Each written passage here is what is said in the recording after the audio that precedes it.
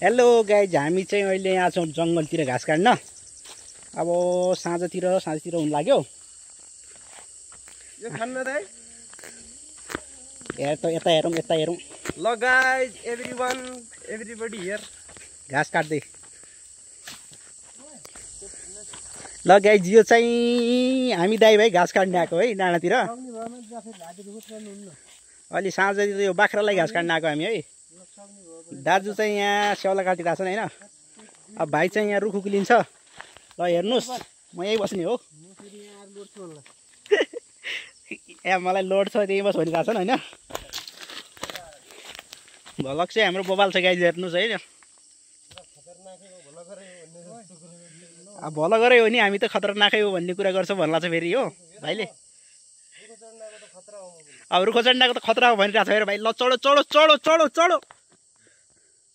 ल त यहाँ हाई गरिदिनु त माथितिर। हेलो गाइज, है हामी साँझको बेलामा हामी गोदावरी भन्ने ठाउँमा छ सैलालीको घाँस काट्दै।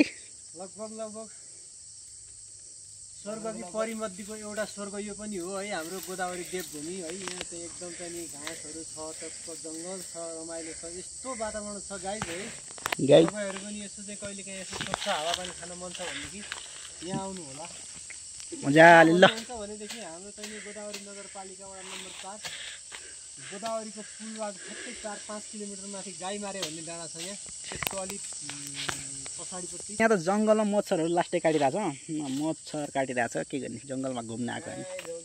म चाहिँ बिना काममा आएको। पनि अर्ग्यानिक हुन्छन् गाई है। यता चाहिँ एकदम चाहिँ तलको जस्तो फोहोरमा बसेको हुन्न, हाम्रो यस्तो चाहिँ है घाँसमा होइन। गाई सुन्नुभयो त अहिले, मच्छर पनि अर्ग्यानिक हुन्छ रे। फोहोरमा बसेको हुन्न, टोके पनि के रोगसोग लाग्दैन रे। लगाए हामी चाहिँ यहाँ अब घाँस काट्दै है। रात पनि पर्न लागिसक्यो।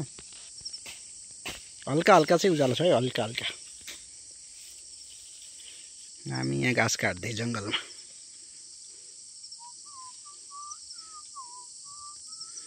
जङ्गलमा घाँस काट्दै। यता डाम्नु। झिम झिम सानो नझिम्काउ परेली।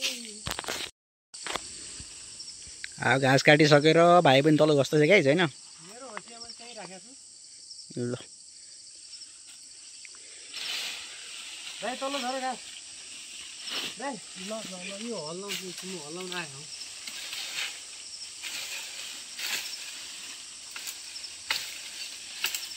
तलको हल्लाउनु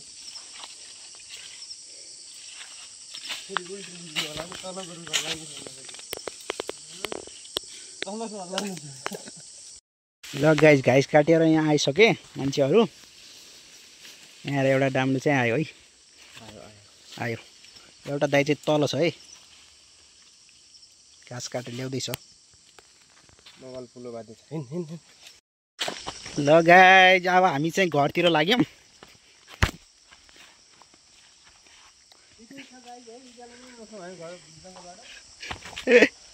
अब अँध्यारो परिसक्यो, हामी घरतिर लाग्दैछौँ गाइज। हामी रातितिर घरतिर लाग्दैछौँ गाइज। यहाँ आउँदैछ एकजना पछाडि। लछीको ती पर झारे छ नि तिमी उडा पछाडिबाट बाटो।